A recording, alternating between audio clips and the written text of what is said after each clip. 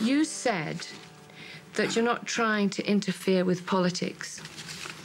And yet, you seem to give a lot of money to politicians who support your position. And they've changed the law to suit the pig industry's position. Political contributions are not common. They are the way of life in American government. It's part of the American system, which is know your representative, make sure your representative knows not only you and your family, but your company and your business, so that as they make decisions, they're aware of the impact of the decisions they're making may have on that company or that community or that person. I think it would be, I think if you ask any politician here whether they have been purchased by Smithfield Foods, their answer would be no. But what worries Kennedy is the way big business and banks dominate the whole of American life.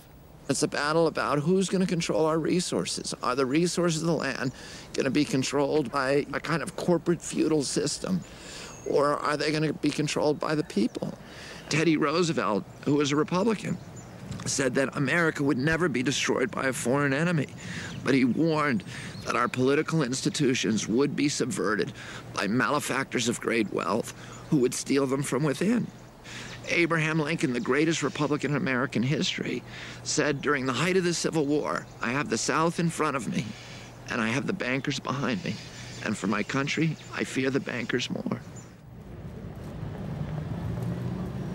The arrival of corporate power in agriculture in the UK has pushed farmers off the land and onto the streets. In 2008, pig farmers from across the country besieged Downing Street.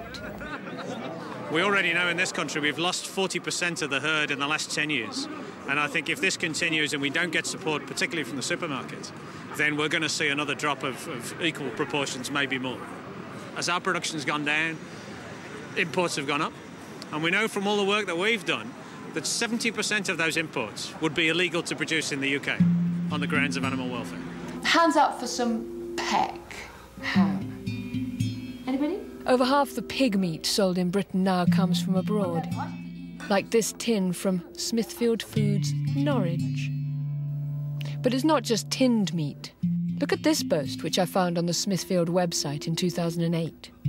If you've ever had Spanish chorizo, Polish wajewska or French saucisson sliced at the deli counter, it might well have come from a Smithfield company in Europe.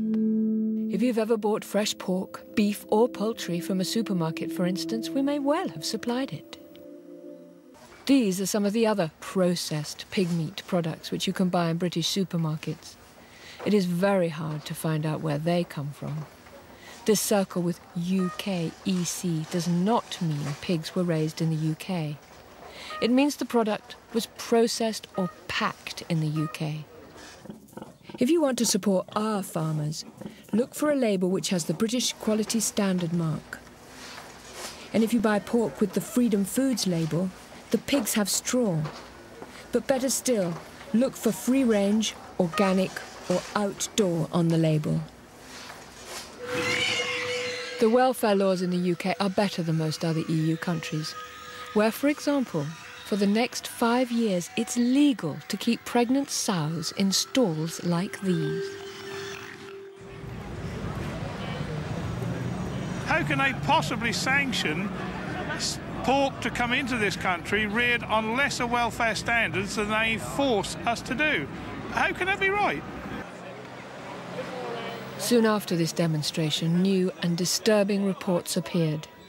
People could be in danger of getting the pig strain of MRSA, a bacterium which is resistant to antibiotics, similar to the human strain that kills several thousand people in British hospitals every year. The alleged culprit? The factory farming system, as farmer Richard Young explained to me.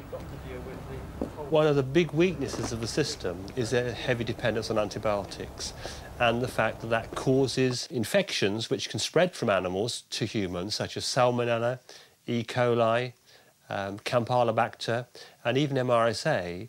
And in the Netherlands, for example, where the most research has been undertaken, 40% of their pigs are carrying a strain of MRSA that can pass to humans. It's been spread rapidly on the pig farms because the antibiotics that are being put in the pig feed are actually selecting for it. That means they kill off the other bacteria which might provide some natural competition, but they don't kill off the MRSA because the MRSA is resistant. Meat which may appear very cheap is in fact very, very expensive, and in some cases that could be at the cost of our own lives. Because this strain's relatively common in other countries, it would be very surprising if this pig strain of MRSA wasn't in the UK food chain and in the UK population. And I think that's the fear, that these animal strains, because we're selecting for them, we're using antibiotics in our animal populations, that they can pick up resistance to antibiotics that we use in human health. In general, I don't think that there's a great deal to be alarmed about. I would like, I think, to see farmers, certainly pig farmers, being offered testing for MRSA. At the Oxford Farming Conference, I came across the leader of the opposition party, David Cameron, who seems to think it is possible to protect our farmers. Yes, we should be an open, global, free trading economy. That's what Britain has always been. But it should be on the basis of rules. And I made the particular point about animal welfare, that just as we don't accept cars that aren't meeting our emission standards, so we shouldn't accept food that doesn't meet welfare standards. Factory farm pork is only cheap because we haven't counted the true costs, like to the destruction of the rural economy, the pollution of the environment, the suffering of the animals. Wouldn't it be better if we bought our meat from more natural, humane and healthy farms via our farmers' markets and our independent butchers? The consumer ultimately has the power. They can say whether they buy cheap pork, that they don't care where it's produced or how it's produced or the quality of it. Ultimately, if the consumer refuses to buy that and prefers to buy meat which is a high welfare standard, produced in an environmentally sensitive way, then we'll be onto a winner, you know. Part of the puzzle is that people buy locally. That is a very potent form of activism, to say to the Walmarts of the world, we're not going to buy from you. We're going to buy in the local farmers market. You also need to sue the polluters. You need to demand your government enforce the law against them. You need to pass legislation that makes it very clear that they can't come into your communities and displace, you know, the traditions and the values that your country holds dear.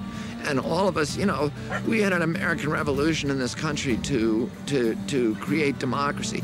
We need a new American Revolution in this country now to fight against the corporate feudalism that we are now dealing with, that is embodied so much by this industry, that is eroding everything and subverting everything that we care about in our democracy.